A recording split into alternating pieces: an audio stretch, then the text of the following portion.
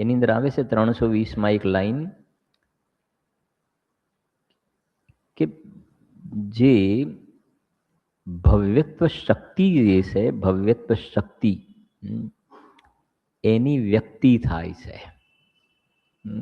સમજો ક્યારે કે સહજ શુદ્ધ પારિણામિક, સહજ શુદ્ધ પારિણામિક ભાવ લક્ષણ નિજ પરમાત્મ દ્રવ્ય, હું જરા બોલું છું સમજો જરા ધ્યાનથી.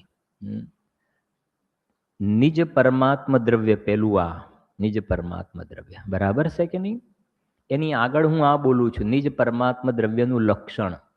કેમ મને થોડુંક એવો વિકલ્પ થાય છે કે આવી સરસ ગાથાઓ ચાલે છે ને ખબર પડતી જ હશે, હું ના નથી પાડતો, પણ ખૂબ ખૂબ છે એની અંદર ઘણું તત્વ સમાયેલું છે. જો નિજ પરમાત્મ દ્રવ્ય, હવે એનું લક્ષણ શું? તો સહજ શુદ્ધ પારિણામિક ભાવ. સહજ શુદ્ધ પારિણામિક ભાવ લક્ષણ નિજ પરમાત્મ દ્રવ્ય, આવું છે. સહજ શુદ્ધ પારિણામિક ભાવ લક્ષણ નિજ પરમાત્મ દ્રવ્ય. હવે આવી ગયું નિજ પરમાત્મ દ્રવ્ય. તેના સમ્યક શ્રદ્ધાન, જ્ઞાન અને અનુચરણ રૂપ જ્યારે જીવ પરિણમે છે ત્યારે ભવ્યત્વ શક્તિની વ્યક્તિ થાય છે. લાઈન ખ્યાલ આવ્યો કે ના આવ્યો? ભવ્યત્વ શક્તિ અલગ, ભવ્યત્વ શક્તિની વ્યક્તિ અલગ. પૂછું એક પ્રશ્ન, ભવ્યત્વ શક્તિ અને ભવ્યત્વ શક્તિની વ્યક્તિ બેમાંથી પર્યાય નયનો વિષય કયો છે? ફરીથી કહું છું, ભવ્યત્વ શક્તિ અને ભવ્યત્વ શક્તિની વ્યક્તિ. ખૂબ આવ્યું 2 દિવસ તો. હા, ભવ્યત્વ શક્તિ અને ભવ્યત્વ શક્તિની વ્યક્તિ બેમાંથી પર્યાય નયનો વિષય કયો છે? વ્યવહાર નયનો વિષય. હા, બંને પર્યાય નયનો વિષય છે. સમજાય છે કે નહીં?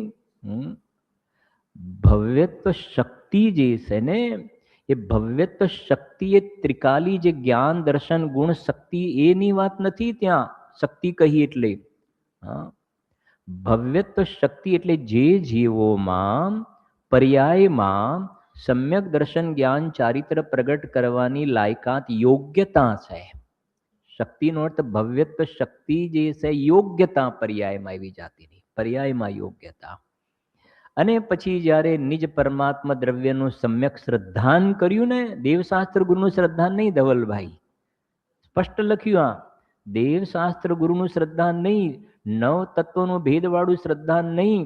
નિજ પરમાત્મા દ્રવ્યની જ્યારે સમ્યક શ્રદ્ધા થઈ ત્યારે ભવ્યત્વ શક્તિની જે પર્યાયની અંદર એવી યોગ્યતા હતી, એ યોગ્યતા હતી એ પર્યાયની અંદર એ પ્રગટ થઈ, એ શક્તિની વ્યક્તિ થી. આ પર્યાય નયનો વિષય છે,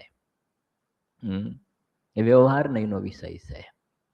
અને એની ઉપર એક લાઈન લખી છે કે આ જે ભવ્યત્વ શક્તિની વ્યક્તિ નથી થતી ને, તો ત્યાં લખ્યું કે દેશઘાતી અને સર્વઘાતી એવા જે મોહાદી કર્મ એને સામાન્યપણે ઢાંકે છે.